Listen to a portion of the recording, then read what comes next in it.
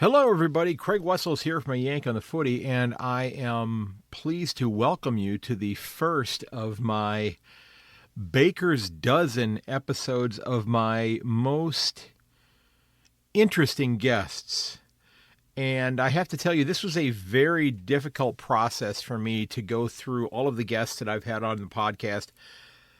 I had to whittle down the list, and I know that there's going to be some people who may not be thrilled that they did not make the cut, but I looked at this from a very wide range of unique stories and people who've done a lot to contribute to the game in their own special way, or ways that they've had unique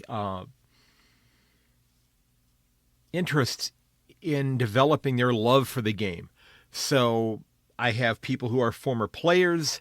I have people who are involved in the media. I have people involved in local footy clubs, just everyday fans, and just really, really interesting people all the way around. So we're going all the way back to episode 109 of the podcast, and this episode was initially released back in October of 2021, not long after the Demons won their premiership, and this is a D's supporter by the name of Damien Buttigieg. And Damien had a very interesting story about how he came to be, a D's supporter, but then also his love for actually going to D's games at the MCG, because he took a rather circuitous route to becoming a D's supporter who got to go to the games on a regular basis. And I loved being able to share his story.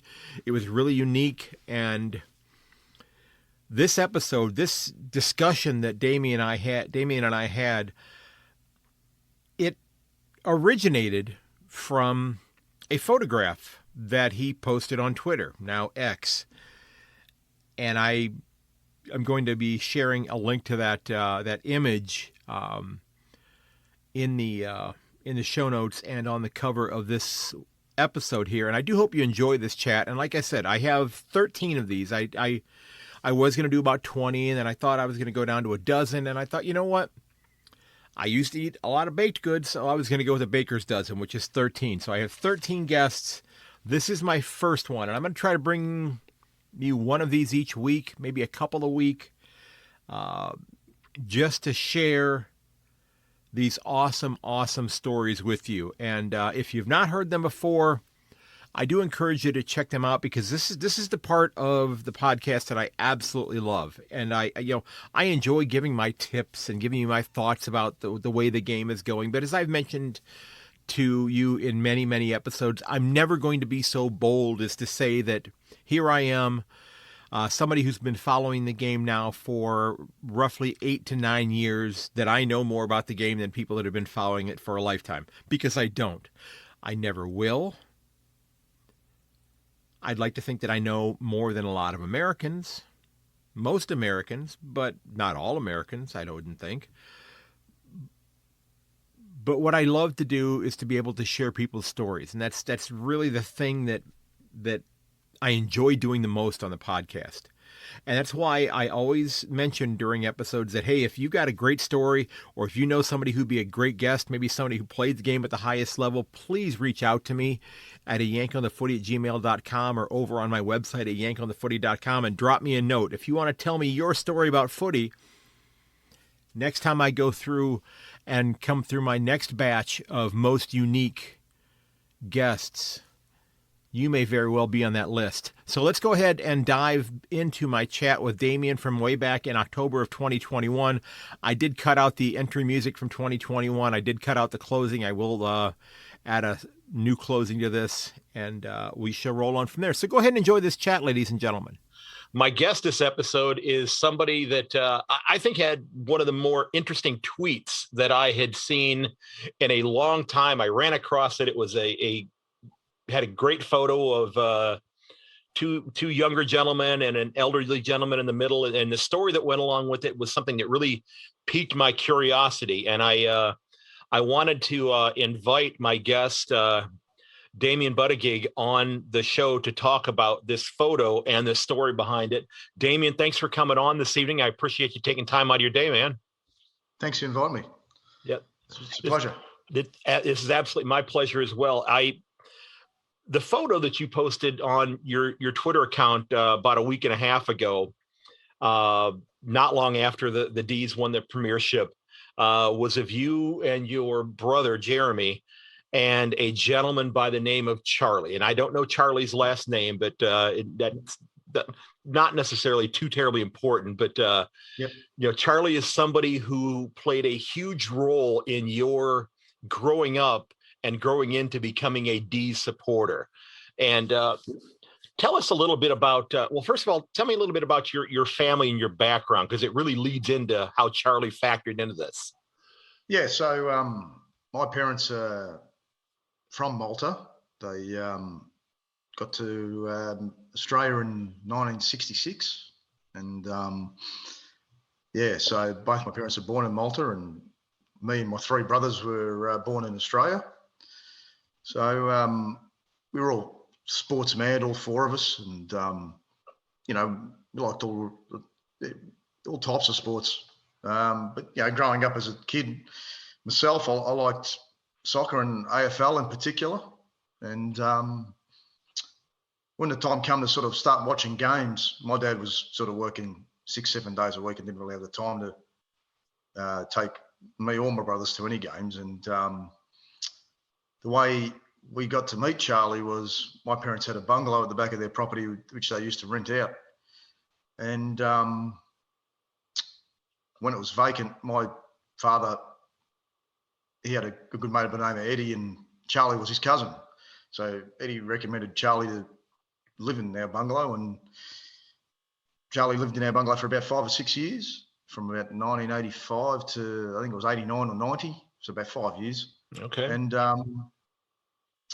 the way Charlie started breaking from Melbourne is because his father was from Malta as well, and where his father's from, a place called Mosta, the colours of their soccer club there are red and blue. So that's how Charlie started to support Melbourne, and and then he started taking me and my brother to the games, and me and my younger brother we fell in love with Melbourne. Okay, so I have to ask this question, and again, this was the 1980s while this was going on, but correct. Yeah. In the present day, parents might be a little apprehensive by having a stranger, if you will, taking their kids anywhere. How did your was it something that your parents came up with the idea to say, hey, could, if you're going to the game, could they tag along and go with you? Or was it something that Charlie said to your parents, hey, I'm going and I'd love to take them to the game with me if it's okay with you? Yeah. So I think it's pretty much Charlie offered to take us to the games. He used to encourage us how to play sports, and to he tried to teach us how to play sport as well. So we wanted to go to the footy, and we didn't have anyone to take us. So Charlie sort of put his hand up and said, "Look, if you guys don't mind, I'll take them with me." That's fantastic. That's fantastic. By then he'd been living with us for a year and a half or so, and my parents become good friends with him. Okay. And, that's how it came about. So as you were going to games, and I'm sure a lot of them were at the MCG as we were talking about off air, but did you get a chance to go into any of the other local parks where the VFL games were, before they became the AFL, where they were being played? Yeah, I did actually. Went to Windy Hill as a young kid, and I remember watching Ricky Jackson light up Windy Hill in the last quarter. One game I was about 7 or 8, and he was one of my favourite players at the time. Went to the Western Oval a few times. Princess Park, it's where Carlton's home base is as well. Went there. The other ground I went to, the other two grounds I went to Cardinia Park a few times because my dad's a Geelong supporter. And the other ground I went to was Waverley. And for me, Waverley seemed light years away because I lived on the other side of town. And it would take us about say just over an hour to get to Waverley from where I used to live. And I remember always getting car sick going away. So yeah. was that on the trip to the game or on the way home? Trip to the game. Most Okay. of the time on the way back, I'd probably be falling asleep. Okay, because I was going to ask you, when you were growing up and you were going to the grounds to the games, what was your snack that you absolutely had to stop by the concessions to watch the game? It's funny you say that. There's one time where I remember having a cheeseburger and made me sick at the MCG, and I never had a cheeseburger for years after that. No real snack in particular, but I just remember being, as a kid, Waverley seemed so far away from me. Mm-hmm.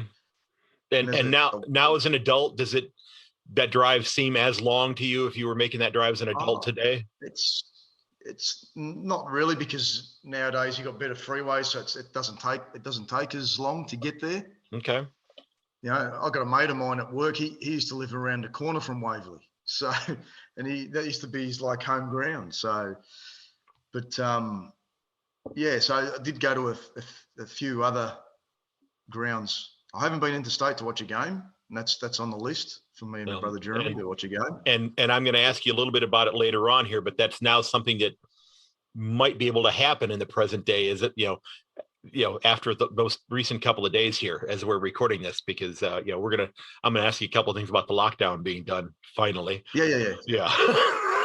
So they're pretty much all the grounds I've been to, in the VFL days / when it started to convert into the AFL after teams like West Coast and Brisbane coming into the league.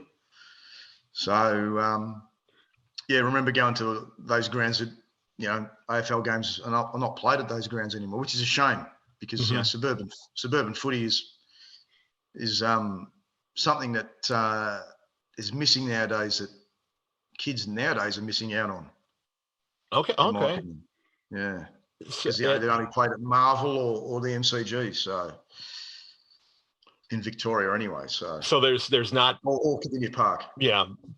So there's not that opportunity then for kids to kind of make the trek to the local grounds to see the local club play. Then to see the well there is, but then they're not going to see an AFL game a game between. Yeah, that's what I meant. Yeah, Melbourne and Essendon at Windy Hill, or Melbourne and the Western Bulldogs at Whitten Oval, because maybe the grounds are too small nowadays, but for that, it's a shame. So, Charlie, may I ask what was Charlie doing for a living at this point in time? Do you remember what his career was? Yeah, he worked at V-Line, which is it's a major company, rail company. Okay. In Victoria. Okay. So he worked for them. So he was a tough man. He was a rail worker. Yeah, he was a rail worker. Yeah. He was somebody that you wouldn't mess with at all, because that kind of work is rough work. Yeah. He could get fiery and very passionate at the footy as well. He doesn't like Collingwood. Well, he refuses to go to Melbourne Collingwood games because he gets a bit too fired up. So and my father's is a similar type of person. My dad gets a bit fiery when he watches Geelong play, and that's why me dad and Charlie got along so well. So. Well, it's funny you mentioned that. That's one of the things as being becoming a footy fan so late in life. I tell people, I said, I know that I hear from the Geelong supporters that I'm not supposed to like Hawthorn. You're not supposed to like Hawthorn. Yeah. In fact, I have a sticker on the back of my car that says, I support two teams, Geelong and whoever's playing Hawthorn. But I don't have that in my DNA to really hate any club, because it wasn't something that I was steeped in. I don't. Now the Baltimore Ravens. Yeah, well, they used to be the Cleveland Browns. I despise them. I Yeah. despise Well, them. that's what I mean. Yes, So exactly. Yeah. you've got to grow into it. It's like, Yeah. We said off air, I support the New York Giants in the NFL. It's like the New York Giants and the Philadelphia Eagles. Exactly. Don't like each other. So Yep. it's ingrained at an early age. So Melbourne's traditional rivals were Collingwood. So that's the reason why Charlie didn't like Collingwood so much. So now, and that when you go back and you trace that history, just the fact that there were all of those clubs in the one city, and it's not like New York and Philadelphia or New York and Washington or Dallas. I mean, it's like they're 15 blocks away. That kind of thing. I mean, it's right there, and it's in your face all the time. I mean, I guess it's as close to a what you might see as like gang warfare in a way, because people are wearing their different colors and that sort of thing. But I don't know if that ever led to any kind of issues like that outside of the grounds for anybody. But look, to be honest, I used to go to a lot of local soccer games as well, because I played soccer as a kid as well. And the AFL crowds, to be honest, are a little bit more tame compared to a local soccer game. It was a friendly family atmosphere at the footy. Right. It still is. Yeah. So I've been to a couple of NFL games, and I thought, it's a bit bit rowdy, a little bit rowdy compared to an AFL game. But the AFL games, you can sit amongst opposition supporters and you'd be fine. Yeah. 9 times out of 10, or 95 times out of 100, really. So and going back to your point about the clubs being so close, the MCG and Richmond's Ground Punt Road is like 500 metres away. Right, they're basically next door. Yeah. Yeah, and then you got Collingwood's old ground, Victoria Park, which is probably another 2-3 k's down the road. So it's so real. It is confined. It's real close. Yeah. The only club really that's away from everything is Geelong. Right. Geelong's about 80 kilometres away. So yeah. So you had about, as you said, 5 years or so where Charlie was taking you to games. And correct. Yeah, and then after he sort of moved out, we kept in touch, and he'd still take us to games even after he went back to live with his mum. Yeah, because you'd mentioned that his mom had an illness and that he had to kind of be closer to her. Yeah, and his mum, she obviously Charlie's father passed away in the mid-90s, so she was on her own, and he went to look after her. Okay, and good man. We still went to games together. Me, Charlie, and Jeremy together, and up until I was about 20, 21. We'd still go to games together. And then even when we didn't, we'd still meet Charlie at the games. So we used to all sit in the Olympic stand there. Right. Now, let me ask you this, because we didn't, you mentioned this earlier, you said, early on when you were younger, your dad was working 6-7 days a week, that sort of thing. As you got older, did his schedule slow down to allow him to actually come to some of the games with you? Yeah. My dad retired when he was 70. He's 77 now, so he only retired about 7 years ago, and he was still working 6-7 days a week. Wow. But he loved his job that he was doing, and look, we'd go to Geelong Melbourne games, and he always watches Geelong on TV and that. But it's because he didn't support the same club we did. Right. We always would rather go to games with Charlie, but Charlie being a Melbourne supporter, you have more in common. That's, you know what I mean? As far as footy was concerned, because I was going to say, I'm hoping you had a lot more going along with your dad than as far as that went. But so you got into your 20s and you were still going to games with him, but then you mentioned in what you'd posted online that you'd kind of lost track of him for several years. So what happened was about 6 years ago, his mum passed away, and Charlie's got 6 brothers and sisters. Okay. So, when the mother passed away, they decided to sell the house that Charlie and his mum were living in. So then I don't know how it happened, but we sort of lost contact with him, and he moved out, obviously, and went to live in the same suburb, but further, just in another house. I think initially he started living with his brother Joe, and then started living with another two guys at a share house. And I kept saying to my dad, I said, I wonder what's happened to Charlie, And he goes, I've got a feeling he lives in this street because my auntie lives in the same street Charlie lives in now. Okay.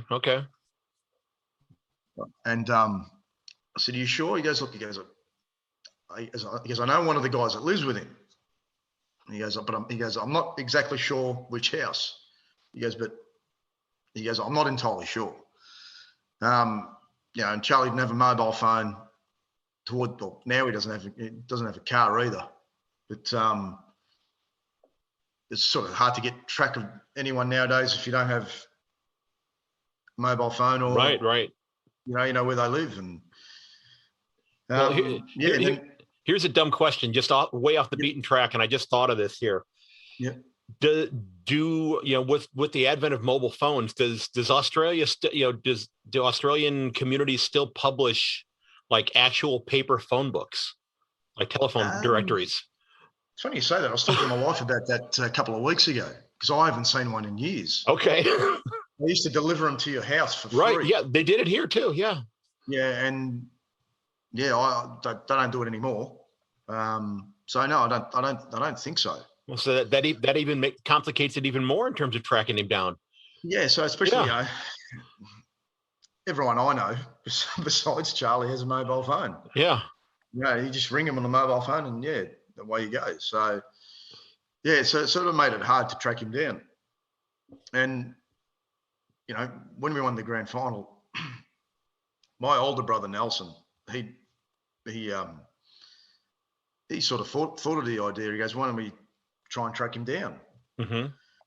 And Jeremy went, while he had a bit of time spare to himself, he drove down the street that my dad said he lived in. And he goes, I couldn't find him. And then my older brother Nelson got in contact with one of my cousins. And this is a cousin at my auntie. My auntie lives in the same street. And my cousin Brian said to my brother Nelson, he said, I'm pretty sure it's the white weatherboard house with the brick fence. So the week after the grand final, we went past and knocked on the door. No one answered the door. And then we went for a walk, thought we'll try one more time, knocked on the door. And one of his roommates answered the door and said, Charlie's not here at the moment, but I'll let him know that you come past. So Brother Nelson goes, do you want to try again next week? Anyway, next week I was busy with work, so I couldn't do it. And then we tried again the following week. And we had a bit of luck. He was there. Good. And he was quite happy to see us. Yeah, I was gonna say the reunion. Yeah, a lot of smiles in the pictures. In the picture you shared there, any tears at all or anything like that? No, he said to me, I said to Charlie, I said, what did you feel? What did you do when we won the grand final? Because I remember I watched the 2000 grand final with Charlie at the Melbourne Demons Social Club back in it used to be I think it was in Bentley back then. And on the way home, we were at the lights and Charlie started bawling his eyes out because he didn't think we were going to ever win another grand final in his lifetime. Because I think the last time Charlie saw a grand final in '64, I think Charlie was 11 years old. Wow. So he said he didn't think he'd see one. And he kept telling me every year, like, the only thing I want to do before I die is watch Melbourne grand final. Well, I kind of feel that way about the Browns, but I'm hoping a few more things happen as well besides that. But So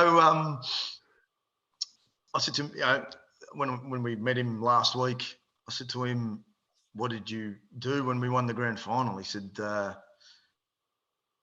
started drinking a lot of beer." He goes, then I started crying, and then he goes, I thought of you and Jeremy. He goes, when wondering what you guys were doing. That is great. That is great. And yeah. I hope the crying wasn't because he ran out of beer. I hope it was. Well, it's funny you say that. He said to me, he said to my, because I had to take a phone call for work when we were with him, and he said to my brother Nelson and Jeremy, he goes, I'd offer you a beer, but I've ran out. I've drunk it all, celebrating. Yeah, Charlie loves a beer, by the way. Yeah. He loves his beer, Melbourne, and his horse racing. So okay, you know, the actual finding of the house thing. It's kind of interesting because, as you were mentioning, you were trying to figure out where he was in the neighborhood. But even if you were to go to, a house on that street and knock on the door and say, "Hey, do you happen to know where Charlie lives on this street?" Yeah. That person's probably not going to know because, the house that my wife and I live in, we've lived here for almost 25 years. And I'll be honest with you, the people that live 3 doors north of me, they've lived there for 5 years. If you gave me a list of names and asked me to pick out which name was theirs, I couldn't do it. I don't know them. And it's partly because of the mobile phones and this type of technology, because I'll be honest, I speak to more people in Australia than I do on my own street.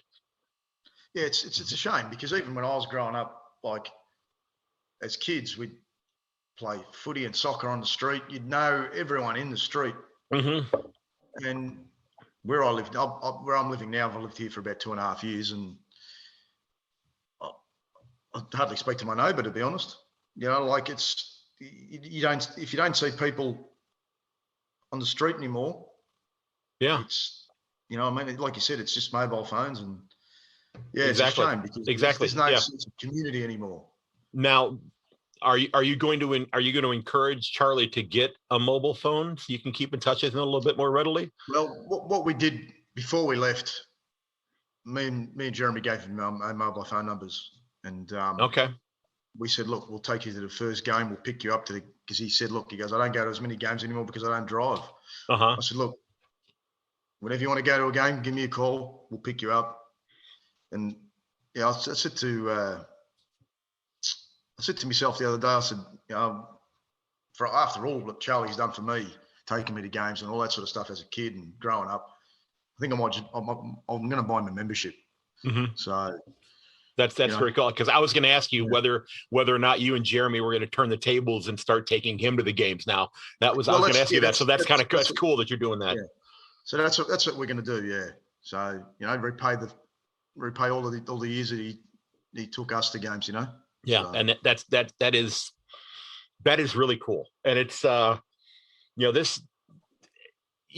this year was a crazy year again. It's are you somebody who gets to do you get to the AFLW contests at all? Have you supported the Lady Demons yet at all? No, I haven't been to an AFLW game. My daughter's quite interested in football, but my daughter and my wife barrack for the Western Bulldogs, believe it or not. So there was a bit of division in the household. And every week we'd look at the ladder and say, Melbourne's better than the Western Bulldogs, and the week after, Western Bulldogs better than Melbourne. But, look, if my daughter's keen on going to a game, I'll take her down to a game. AFLW, but it's quite new and it's in its infancy stage. Yeah. As a league. Yeah, so. And it's been a lot of fun to watch. I mean, I've been, I don't watch hockey or basketball here in the U.S. I mean, it's a great. I've enjoyed the heck out of watching it, and every year that in the 5 or 6 years it's gone by, the level of competition has improved, and as the skill sets have improved, and it's become some pretty good footy to watch. I mean, there's a couple players that I think they could actually could play in the men's comp. Yeah, the skill level has improved in the last. Yeah. From when it started about 5 or 6 years ago, you can tell it's improved. So, yeah. So, are you're excited to get hopefully get back out to the grounds this year? I mean, did you get to any games in 2021 before everything got locked up again? Yeah, I was counting. Actually, funny you say that. I did a survey a couple of days ago for the Melbourne Footy Club because there was a chance to win a couple of tickets to the best and fairest awards night they're going to have. And it said, how many games did you attend in 2021? And I attended 8. Wow. Games. Yeah. So pretty much every available game bar one in Melbourne. Okay. And, I was interrupted because of a couple of COVID outbreaks we had here. Right. So, yeah, I watched 8 games. There was one game I couldn't go because of work, but, yeah, I think Jeremy went to 8 as well. Okay. And I went to a Collingwood Richmond game as well.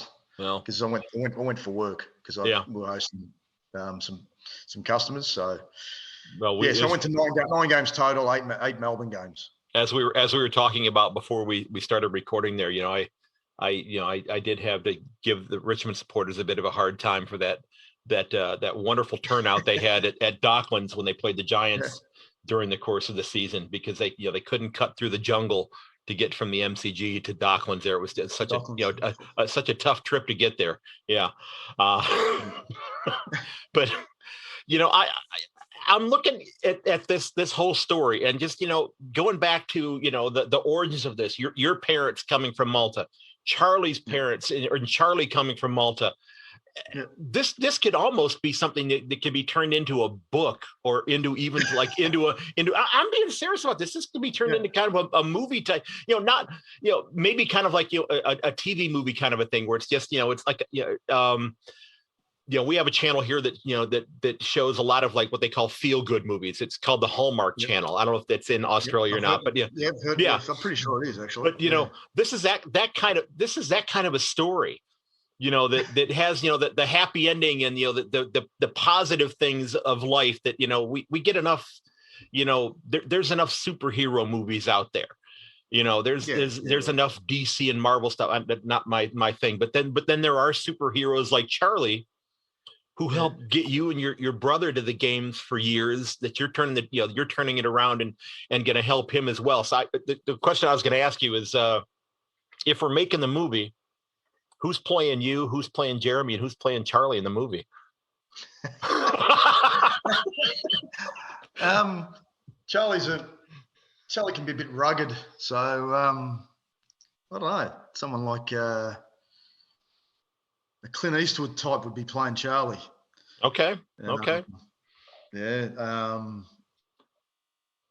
I don't know. But for me and Jeremy, I'm not too sure. Jeremy's got the facial hair, and I don't know, someone with facial hair, I suppose, would play Jeremy. But, okay. I know. To be honest. I know that question was way was coming from an angle you weren't expecting that one at all. So that was just what I just thought that was a great question to ask there. So you mentioned that you are a New York Giants fan. So let me ask you this question. Mm-hmm. Can the D's repeat next year? I'm asking you that because the Giants are terrible this year. That's why I'm asking. Yeah. Even when the Giants won the Super Bowl in 2011 and they didn't even make the playoffs the next season. Look, they've got a young list. I think it's about 16 players under 26. Yeah, I mean it's and players like Luke Jackson and Cossie Pickett are only 20, 21 years old. Yeah. And look, anything less than finishing top 4 next year would be a disappointment, in my opinion. Yeah, and I think with the list they've got, they could be up there for 3-4 years competing. Mm-hmm. It's got to feel good to be a D supporter right now. Not only because you won the premiership, but looking ahead, as you said, a couple of years. I mean that window is wide open for you guys. It is, and it reminds me of a Richmond type scenario. Where there's possibility to do that. Not saying it's going to happen, because you need a lot of luck, and B, you've got to Stay healthy. I think you've got to refresh the list somehow too. Right, like, right. I like to pick up a Luke Dunstan from St Kilda. Mm-hmm. He just provides a bit of midfield depth. Yeah. Because, you know, there are times where Jack Viney doesn't play the full season with his foot bothering him. So having a Luke Dunstan type to, you know, fill in is going to provide a bit of depth. And I think players like Luke Jackson, Cosy Pickett, Tom Sparrow really played well in the finals, in my opinion. Mm-hmm. Just those type of players are going to improve. And then you've got, you know, Clayton Oliver and Christian Petrarca and Max Gawn are always going to play well. Right. And I, you know? And I think that your situation might be a little bit different than Richmond's in a way, because I think you guys are even younger than when Richmond got into this, you know, winning 3 out of 4. I mean, I think, you know, you look at your list, you're even, you know, overall, you're probably a couple of years younger than they are. It's just, can you keep the gang together? That's right. Yeah, I suppose salary cap issues might play a part. And the other thing is, and I said to my brother, this guy's a pretty big loss. Is Darren Burgess, who was our head of fitness. Mm-hmm. He's left. He's gone back home to Adelaide, and he's joined the Adelaide Crows. So I think he might be a big loss. He was vital in keeping our players fit. We had a really good run with injuries. Yeah. So. Yeah. And I have to admit, you know, when I did my ladder predictions at the beginning of the year, I didn't even have the D's in the finals. I think I had them 9th. Neither did I, to be honest. It's I did have I had the Bulldogs playing in the grand final, but I didn't have the D's in the top 8. And I had Fremantle in the 8th spot, and they just couldn't score enough goals this year. I mean, plus they were ravaged by injuries this year too. They were too, yeah. So it's a running joke with me and my mates, because after we lost to the Bulldogs in a pre-season game, I said to him, I think we're going to finish in the bottom 4. Wow. Yeah, I just didn't see it happening. Yeah. And then I think what made me believe was that win against Richmond in the Anzac Day Eve game in round 5, I think it was 5 or 6. Yeah. And I went to that game and I said to myself, yeah, we might be. I didn't think we'd win the grand final, to be honest with you, even at that point. But I after that 5th game, I thought, yeah, we should make finals here. Mm-hmm. Now I've been 5-0 in that, so yeah, it was very surprising, put it that way. Now I know I kind of poked fun at the Giants there, but you know, being a Cleveland Browns fan, who, you know, we've had, you know, 2 decades of misery. You know, the Giants, you know, they do have coming up next year, they do have two first-round draft picks. They've got an extra first and an extra third, so that should bode well for them. So that might help them out a bit.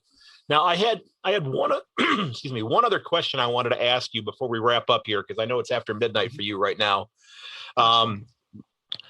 What's the first thing that you did when the lockdown ended that you weren't able to do under the lockdown? Well, we only really came out of lockdown yesterday. Okay. So it's we had to get to 70% double vaxxed in the state of Victoria. Right. Retail shops aren't even open still. I think the only thing they really opened was hairdressers and pubs and restaurants. Well, what more do you need? What more do you need than that? I'm overdue a haircut because I haven't had a haircut in over 3 months. So that's why I got the hat on, the Premier's hat, by the way. Well, as you should. I noticed a sweatshirt as well. Yes. Yeah. Arrived yesterday, actually. Good deal. Yeah. So, I didn't. I work 6 days a week myself, so didn't have much time to do much yesterday. But my daughter went back to school yesterday. And what do you do? What is your career, if I may ask? I work for a company called Boral Concrete, and I call my official title is a site coordinator. So I go on site, make sure our customers are getting service. Okay. The trucks at regular intervals. and liaise as like a customer liaison pretty much. Okay. Between Boral and the customer, make sure they're happy, take their orders, see what work's coming up in the next few months and all that sort of thing. So, okay. Been with the company for about 17 years. So yeah, long time, but yeah, enjoy it. It's a good job. Good deal. And, good deal. Yeah. So you're thinking good, as you said, you're thinking good thoughts about the D's heading into next year.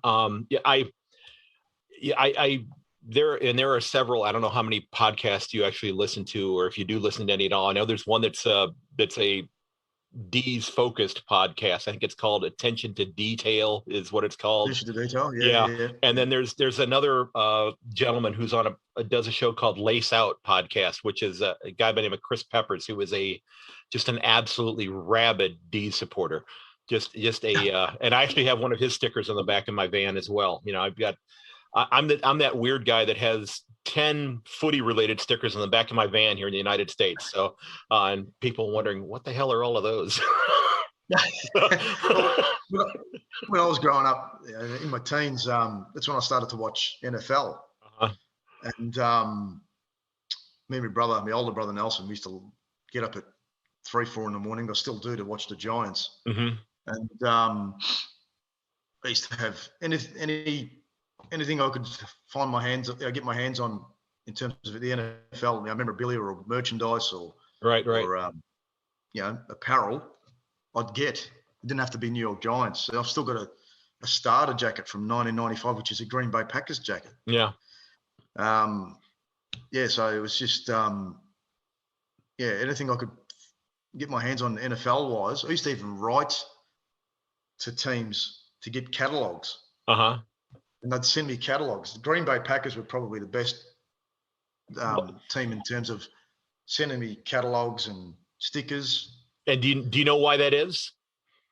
Because the Green Bay Packers are as close to an AFL team as the NFL has, because they are owned by the fans. Yeah. They're owned by there's not a billionaire owner of that team. And that's why if you're an AFL fan and you're looking for an NFL team to support and you want something that's kind of close to home, being a Packers fan is not a bad thing to do, because it's so close to what the AFL does, and it's kind of cool. Like, that relationship is great. The second team would probably be the Green Bay Packers. Mm-hmm.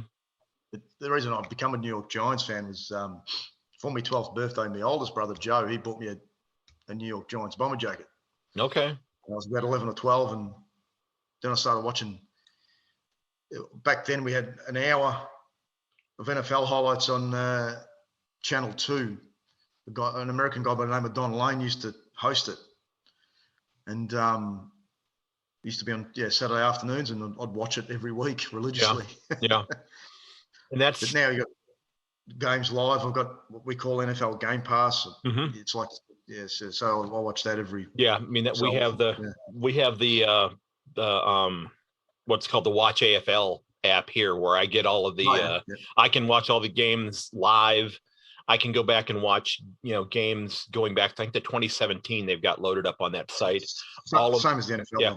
All of the Fox Footy programming. So, On the Couch and 360, those kinds of things. I get to watch. 360. I watch. Every morning. When I get into my classroom in the morning, I'll pop that on and watch Robo and Mr. Waitley on there. I would love to get him on the show. And actually, what's kind of interesting is he wasn't here last year, but the last 2 Super Bowls prior to that, he's come here to the States, and he's broadcast the Super Bowl with Larry Fitzgerald's dad, the receiver from the Cardinals. So I've turned down the TV volume and listened to Waitley's call on the radio of this, and watch the Super Bowl and listening to his call, because it's great hearing his perspective of the game here.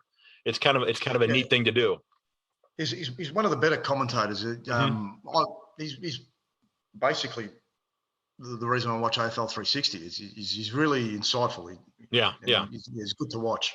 Yeah. So, and it's just some really great people that are on there to learn from, and that's part of the reasons I watch them, is to learn more about the It's game as I'm digging further and further into it from these folks, and try to keep up with the current stuff, and then start to scratch in at some of the older things.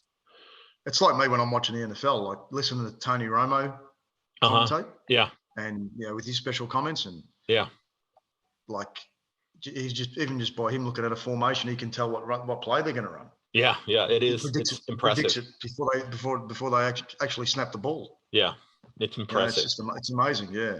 Now, the last thing I'm going to ask you before we close out here, and you mentioned that you were getting your hands on any kind of NFL stuff you could have, regardless of team. Now, I'm a Cat supporter, and I only have I've got a couple Cats polo shirts. I've got a Guernsey that somebody sent me that I can almost fit into. I've lost quite a bit of weight, and I can almost get into it and wear it in public and not look too silly. But if as somebody who's as you were kind of promoting the NFL with you wearing different things, as long as I'm not saying, hey, I've become a D supporter or I've become a Sun supporter or whatever, is it okay in your mind if I find a polo shirt or something like that, of another club, if I wear that, to school, is that okay to do if I'm a Cat supporter? Am I going to lose my membership card for doing that sort of thing? Look, I used to do it. No, I don't think it's too bad, but as long as you don't wear an Essendon shirt. Okay, well, Harper, I'm sorry, I have a young man who does a podcast who's an Essendon supporter there. So Harper, that was not a prompted response there. Sorry about that, man. No, it's like there's teams that people don't particularly like, and yeah. It's funny that came up. I went to watch Essendon Melbourne this season, and me and Jeremy couldn't get tickets, and there's a guy at work who's an Essendon supporter, and he couldn't make the game, so he gave me his tickets. So we sat amongst the Essendon fans, and geez, were you experience? Yeah, were you now? Were you wearing your D's gear, or were you just like wearing it just we were wearing our D's gear. Okay. And, they were pretty vocal against against all the umpiring decisions they weren't getting. And at the end of the game, my brother was waving his Melbourne scarf around and trying to goad him a little bit. But it's I know. Funny in there. About 10 years ago, when my brother-in-law and his family were still living in Minnesota, and we'd gone up there to visit, I went to a Vikings and Redskins game, and wore a Browns hooded sweatshirt to the game, and people were looking at me like, "What the hell are you doing here?" It's like, hey, I'm from out of town. Sorry. That happened to me when I went to Seattle to watch the Giants in Seattle. I was walking down the main streets of Seattle in my Giants hoodie, and people looking at me funny. But that neon green. When I was in the Navy, I was stationed very near Seattle, but I don't think I could wear that neon green that they have in their uniforms. That just is not. Yeah, it's just odd. Their older uniforms look better. Yeah, I think so too. I do too. Yeah, I do too. Well, hey, Damien, this has been a lot of fun. I don't want to keep you up any later than I have already, but I truly appreciate you taking time to tell this story, because I think this was a really neat story. And when I saw it, like I said, I want to talk to this guy. I really do. And I'm so glad that you said yes to come on. Charlie, if you listen to this, and I hope that they share it with you so you can check it out. Charlie, you are one hell of a great man for, your years of hard work that you did, but also for helping to turn Damien and Jeremy into lifelong footy fans. Sir, I tip my cap to you for that. Thank you so very much. Damien, before we go, anything you want to close with before we wrap up here, sir? No, just thanks for having me. And it was just great to tell Charlie's story and the way he molded me and Jeremy into being Melbourne fans. Without him, we wouldn't have been Melbourne fans. And yeah. Well, you could have ended up being a Geelong supporter. Where we grew up, it's a big Western Bulldogs stronghold, so to speak. We grew up in the western suburbs, and very rare to find a Melbourne supporter out that way.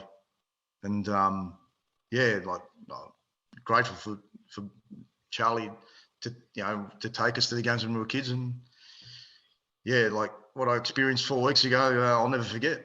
That's fantastic. That's fantastic. And I will share the image that you shared with me here in the stuff that I put up on Instagram, and I'll put a link to it as well in there. But Damien, I thank you so very much for coming on, sir.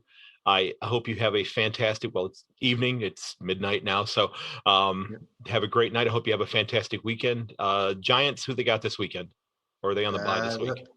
They've got Carolina, actually. Oh, with McCaffrey out, that's maybe. That's a maybe. There's a chance, but we've got a lot of injuries as well. I think Saquon's out again.